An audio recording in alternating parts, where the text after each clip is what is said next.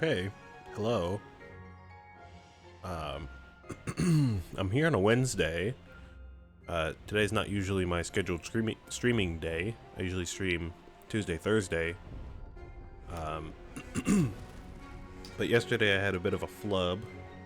I was streaming this game, I played it for the full stream, and I didn't realize until after the stream that my game audio just didn't go through at all. So the whole time it was like a podcast, it was just my audio the whole time. So I'm going to stream it again. I'm going to do another 3.5 hours here because I need some content to upload to YouTube. I don't want to miss a week of uploads just because of that. So I'm going to play another 3.5 hours here, and I'll talk about what was missed because I just deleted that video and I'm not going to upload it. So if you're curious about what happens during that those side quests and the main quests, I'll talk about it, and of course you can Google it or look it up or something like that. I see my levels here are correct today, but I'm gonna take a second and check my stream on my phone just to be sure.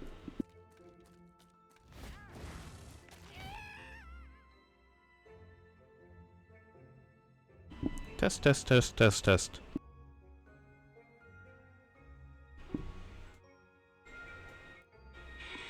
Okay, should be good. Yeah, so yesterday, like I said, I did the whole stream. I did a whole bunch of side quests and and one main quest, or at least part of the main quest, I think. And yeah, I guess my audio just was messed up.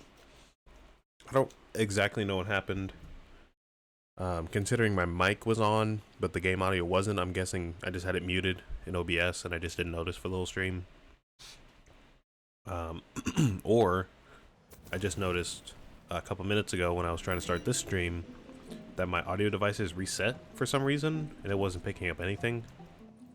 So I don't know. I don't know if that's, my end or OBS or what, but regardless, it's annoying, Had a whole thing, a whole week of worth of content basically just gone now. Yeah, there was a whole area we discovered last time when we went through. You can see this portal here. We went to the Weep Wild Dankness, and we completed the main quest and side quests there. Basically, we had to go here to find a bard. We had to find a bard to get his blessing in order to bless the ship that we're going to take to meet the Dragon Lord. Because I believe they said the ship would be destroyed in the ocean or something if it wasn't blessed. So we had to come here to this area here, the Weep Wild Dankness. We had to find the bard, we had to get his blessing, and we had to navigate through the Weep Wild Dankness because of story reasons. This is not quite the entrance of the area.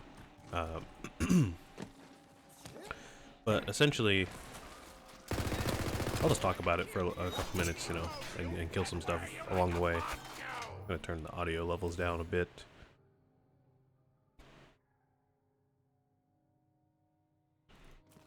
But essentially, we showed up here, and the moment we walk in here from the overworld, everything's pretty much overgrown and, like, I guess untamed in a way. Like, there's these huge mushrooms everywhere.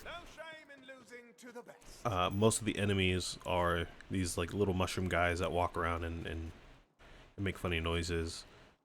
So that's, like, the first impression you get when you walk in. I'm trying to find the entrance here, but I can't find a fast travel. Yeah, we got these little mushroom guys. There's a whole bunch of different ones.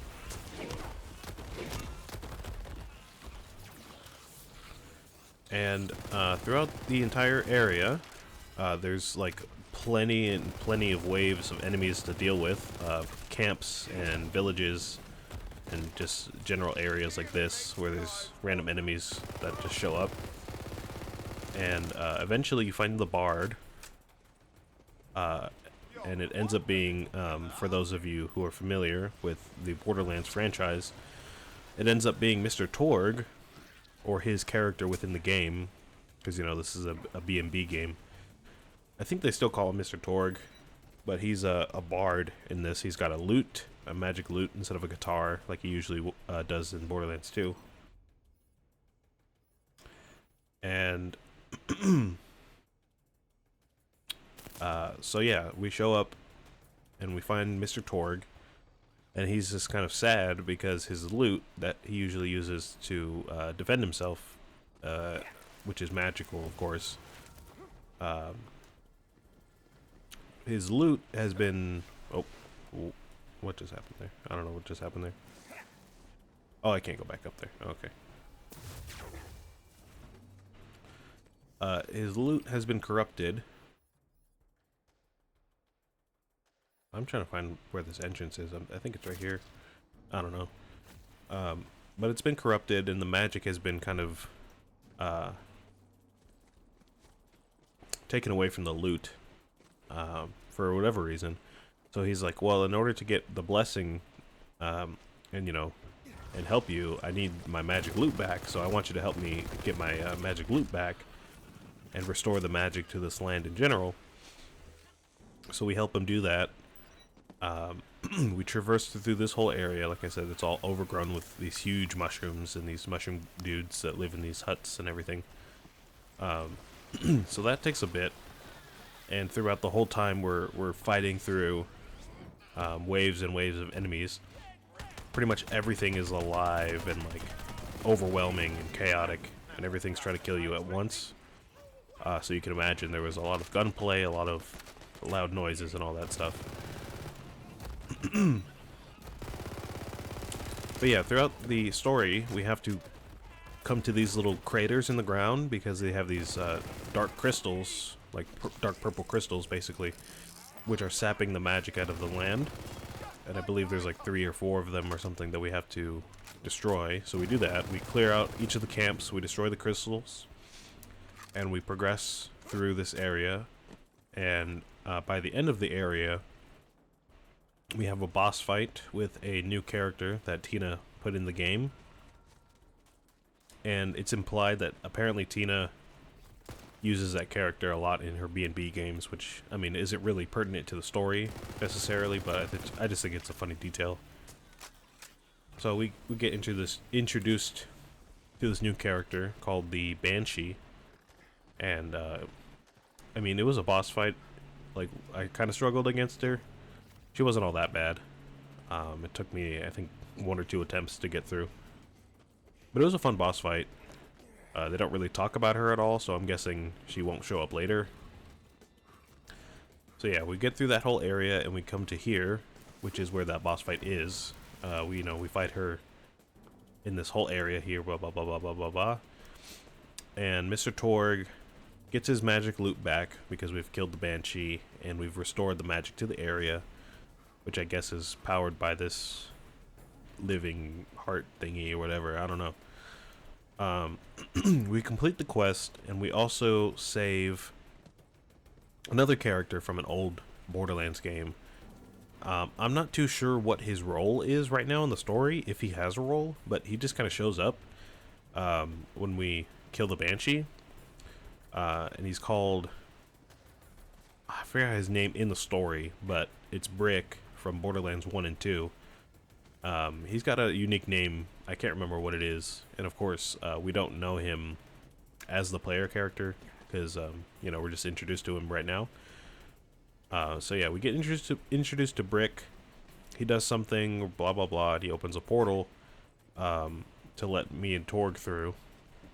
So yeah, we complete the main quest, and now we got, the main quest to do. Or not the main quest, the side quest to do. And all of the side quests, except for I think the first one that we did, were in this area. They weren't really pertinent to the story at all, which, you would expect a side quest to be, unimportant. But we help out, like, this metal band. They're trying to get some metal outfits. So we kill, like, a living, bleeding tree and get its branches so they can wear them as horns. And then we help this other metal band. We, like, kill this... like a god of of the skeletons or something like that. We take his heart or his brain or something and we give it to the other band. You know, stuff like that, Borderlands type stuff. So we do that for a couple hours. But I would say the only notable side quests that we did that was missed was the first one, because we were still in I guess I have to go to the overworld for this. But we were in the other area that we were, the Mount Craw, where the goblins were. And the last quest that we did in Mount Craw was a quest for Claptrap. I'm going to go meet him right now. But again, that's another old Borderlands character. Claptrap is this funny looking robot that kind of stands out from the rest of the characters. You know, Fret looks like kind of a Star Wars droid, like humanoid robot kind of thing. She's got hands and everything, and you know, is basically a human, but you know, a robot. Claptrap is this little cube-looking thing with one wheel, one eyeball, dainty little arms. I don't know if we'll... Can I get to him from here? I don't know. Hopefully there's a fast travel. And he has this annoying voice that is very characteristic of him. And again, he is an old character, so those of you who know Borderlands will know him. Have we gotten this? Oh, I guess not. I need to remember where he was. I believe he was over here in this area. I'm hoping he'll still be here. I don't know if he will be. Sleep, wake, work, sleep. There has to be another way. The goblins have to rise up. It's the only way we'll free ourselves from the tyranny of Vorkanar. Vorkanar. If that thing's a real dragon, then I'm a fractal-fanged sky raptor. Yeah, whatever she said. Yeah. So yeah, we help out Claptrap. I guess I don't remember where he is. But yeah, we help him out. His whole quest is that he wants to become a master blacksmith because he's an apprentice when we meet him. So he asks us to help him with that. Yeah, this is his forge here. So he's right here. He asks us to go in here and collect a bunch of ore for him. So he can make a new, like a weapon or something like that. Of course, he fails. Those of you who know Claptrap know that he's pretty much incompetent at everything he does. Just about everything he does. So he fails at that, and he's like, okay, well, I'm just going to steal some equipment then from some other enemies that have good equipment. And he does that, and he goes to his master, and he goes, oh, look at the stuff I made. And his master is like, oh, I actually made that stuff. So, I know you stole it, so I'm going to kill both of you for that. And then, of course, we have to kill the blacksmith master, as is tradition for Borderlands. Just, you know, going around killing people.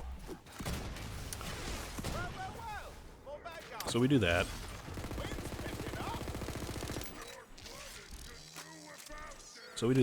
And Claptrap begrudgingly becomes our friend, like in the other games. He keeps mocking us and treating us as if we're his squire, as is, you know, expected from him. So he continues with us to the to that mushroom overgrown area, and basically another side quest that we have to do is getting a new spell that he wants or something. So we go help him get that spell, and he gets a new weapon or something like that. I don't know, just random stuff. He's being goofy the whole time, blah, blah, blah, blah, blah. We get the spell, kill some dude for it, kill some wizard, some old dead wizard for it. And that's essentially how the quests went. So yeah, we kind of missed Claptrap in the last episode, unfortunately. He'll probably show up sometime. He's not dead. So he'll probably show up sometime later, if I had to guess. He wasn't in the main quest, so, you know, maybe not, but I feel like there's a good chance he'll show up later. I guess the last thing that may be important for later is we actually unlocked this last part of the city that was locked before. If you go back into a previous episode, I think I walked over here at some point, and this gate was locked. We couldn't access it from either side. There's one on this side, and there's one on that side over there. We couldn't get to either side until that quest, where some demon goblin asks us to come to this area in order to disband a group of witches that are trying to summon demons. So he possesses us, we open that gate, we head down to this Undercroft area, or like catacombs area, and there is a coven of witches trying to practice, like, can't recall the word right now, but it's just like occult type stuff. You know, there's a goblin demon right there. There's this whole sanctum area where they're like gathered around and they're trying to summon a demon on this altar here. And his whole goal is that he wants a certain book or something that they have. So he uses us to get the book, and now we have this whole area unlocked. I don't know if that'll become important later, but yeah, we have that unlocked. So yeah, that's a quick few minute recap of what happened last time. Again, I'm sorry that you know, I kind of have to cut out a whole week's worth of stream, basically. But again, I'm gonna just keep along here and do another stream. So after that main quest, after we get that blessing from Mr. Torg, we return to Brighthoof. So now we can go to the dock, and it looks like from the tasks here on the right, it looks like he's probably going to be there. So we'll probably see him right now. Oh yeah, I just read it. It says meet Torg at the dock. So we'll see him. And I think, I mean, this isn't really important, but I guess I'll tell you. I got some new weapons. I got plenty of new gear. I got a new sniper, some new pistols, I believe, or a pistol, a new SMG, a shotgun, another shotgun, a launcher, a sword, new spell. So yeah, that's all cool. I got another gun slot at the end of that main quest with the Banshee and Mr. Torg. So now we have 3 gun slots instead of 2. And oh, I think we also, if I remember correctly, I think last time we also unlocked this enchanted augment to guns.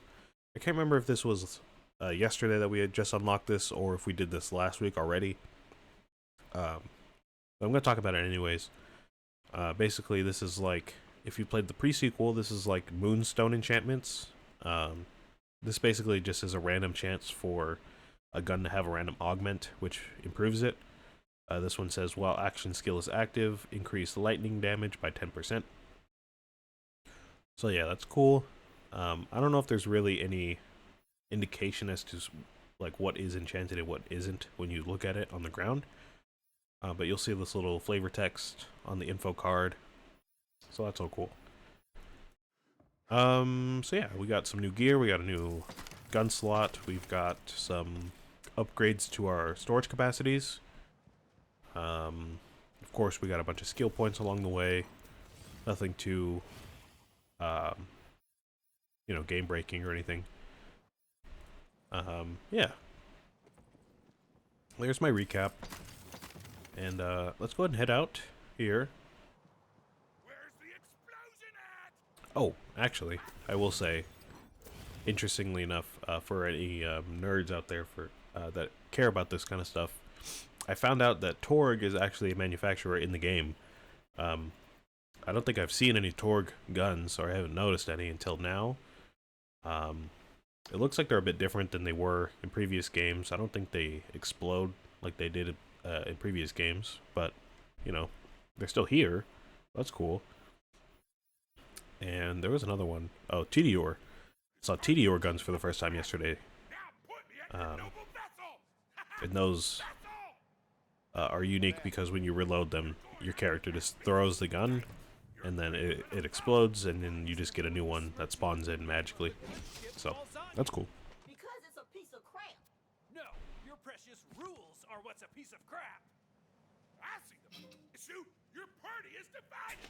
We can't cast a blessing with these vibes. We need a jam session. Lay down a beat.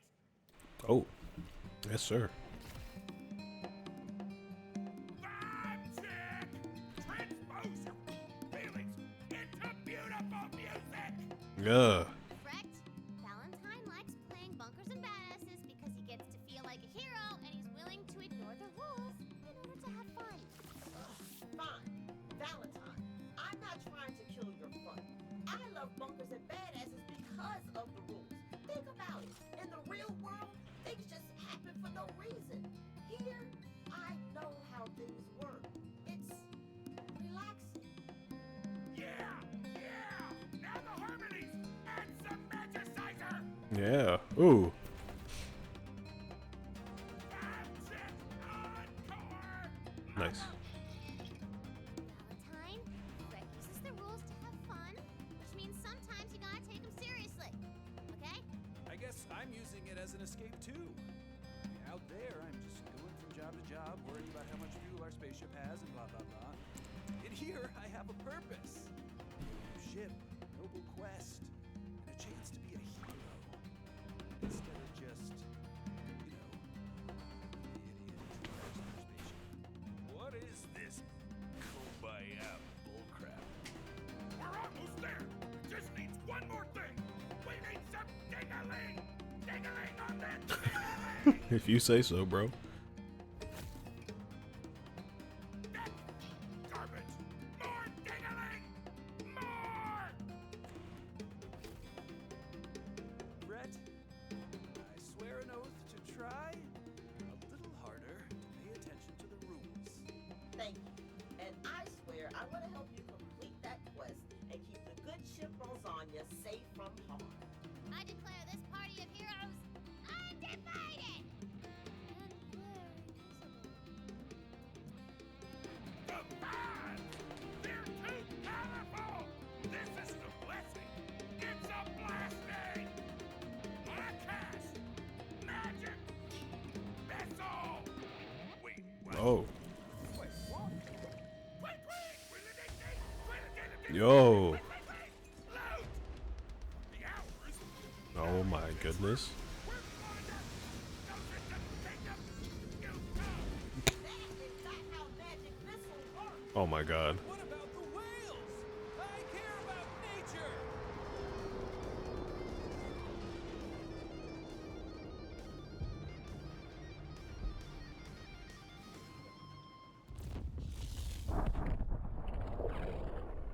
Oh, okay. It's so beautiful. Okay, well, I guess we'll just, you know, See you in nuke a whole island. That'll be that. That's cool. Yep.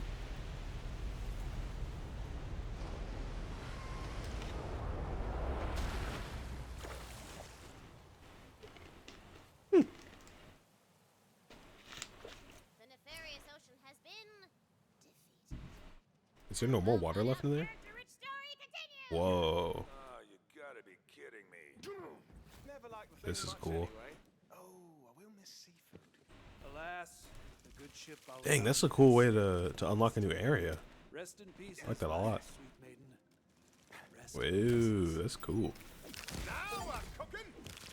So, if the entire ocean's gone, can we just walk to the Dragon Lord's pyramid? I thought Oh, yeah, they were gonna say but they just destroyed the whole thing. water, many, slightly So we were just gonna have to find a new quest to do or something like that. But I guess we still have to go to the Dark Lord or the Dragon Lord. Secondary class. Ooh, your amulet gear slot has unlocked. Amulets can modify class, elemental, and player stats. Be on the lookout for this new loot. Open up the skill screen and choose one of the... oh, wait, this is different. Okay, so we have amulets now. Which... oh, excuse me. We have amulets now, which I believe are like relics from Borderlands 2 in the pre-sequel. So that's cool. We can finally use those. I have a couple in my inventory that I've been holding on to. And then this... I think this is what I was talking about before when they mentioned we could unlock a new like ability or something. I guess this is it right here. Open up the skill screen and choose one of the 5 remaining player classes to slot, and voila, you're multi-classing. Oh, that's awesome. You'll immediately gain access to a new class feat, a new action skill, and a few extra skill points and hero points.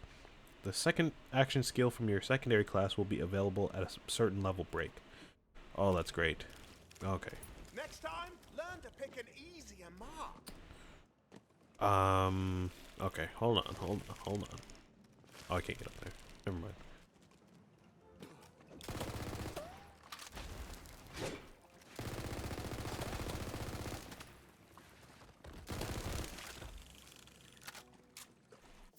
Okay. Choose a secondary class. Okay. Near the end of the main quest, you'll be able to change your secondary class and skills, but you'll have to go to a quick change station to do so. Sounds good. Oh man, I don't remember what any of these do. Oh man. Okay, I'm gonna have to refresh myself here. So Blight Collar, applying a status effect increases elemental damage for duration. Okay, so this is like a maybe like a siren type thing with like elemental damage. Clawbringer is accompanied by a wyvern that flies through the... okay, this is actually what I was looking at before, like in the beginning. I was considering choosing this one, so I'll probably just choose this one. Casting a spell or reloading grants a Fate Maker a stack of spell weaving, increasing spell damage, and they decay after a few seconds. Repeating spells have a chance to award additional stacks, with each cast. Graveborn, I'm accompanied by a floating demi-lich that targets enemies and deals dark magic. Oh, that's what that pink stuff is. I thought the pink stuff was healing damage, but it must be dark magic damage. Whenever the Fate Maker casts a spell, the demi-lich will cast its spell, creating a homing projectile of the spell's elemental type, dealing damage to nearby enemies on impact. Okay, that's not bad. I might choose that one too. Fate Maker's critical hit chance is increased. Okay. I'm guessing these are the more important parts there. On action skill start, the Fate Maker becomes enraged. While enraged, he deals bonus frost damage for a duration.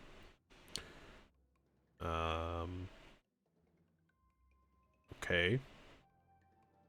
Activating an action skill when already enraged. Restores a portion of the enraged timer. Okay. I'm just going to go ahead and go with the Clawbringer. Because, yeah, again, I was looking at this at the beginning of the game and I was contemplating choosing it. Let's see, what do we have for skills here? Fate Maker summons his hammer and slams it into the ground, dealing fire melee damage and creating a nova, dealing a bunch of fire damage. Or the Fate Maker summons his hammer and hurls it, dealing lightning damage to all enemies it touches. It sticks to wherever it lands and deals lightning ability damage every few seconds. Oh no, every second. Pressing Q recalls the hammer, damaging enemies along its path, and refunding a portion of the cooldown. Yeah, I'll put that on. Definitely.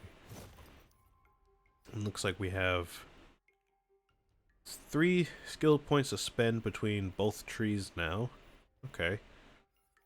Fate Maker's gun damage and Wyvern Companion deal bonus fire damage. Fate Maker gains increased maximum ward capacity.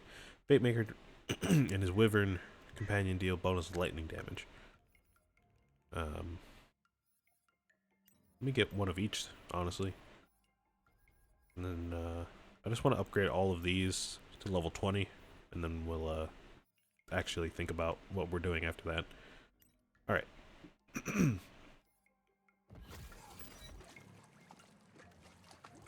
So how does this work? Do I just automatically get both to use now? I see my mushroom guy died. It looks like I can still use him. I just have to, you know, wait for him to come back.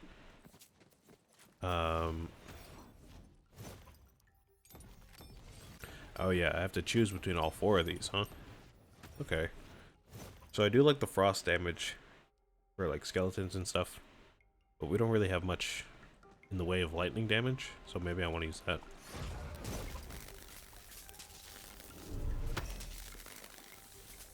I feel like Thor. Pretty awesome. I'm trying to think if there's anything else I really need to mention before we head in here. I can't really think of anything, but I will say... Oop. Oh, never mind. I will say, last time I wanted to check out some of the secrets in some of the areas we've been to already, because I noticed it's been a while since we've really seen a lot of like marbles and other stuff like that. And since there's so many lucky dice to collect in the game, I thought it might be a good idea after this quest to just go secret hunting in the different areas instead of, you know, doing any quests at all. So I might do that after this quest here, but I think that's all I really have to talk about. We can just head in to wherever we're going here.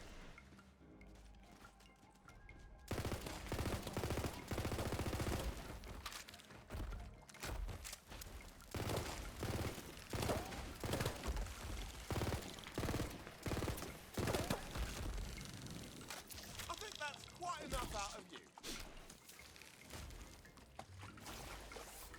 Yep. See, like in this area, I've only discovered, that's my second one that I've discovered out of 20, so there's like a whole, there must be like a whole sequence to collect them that I'm missing, because I feel like I would have seen more if they were that visible. Maker stops at nothing. Those shadows grin with sharpened teeth and mountains stand tall. Only the quest will prevail. Okay.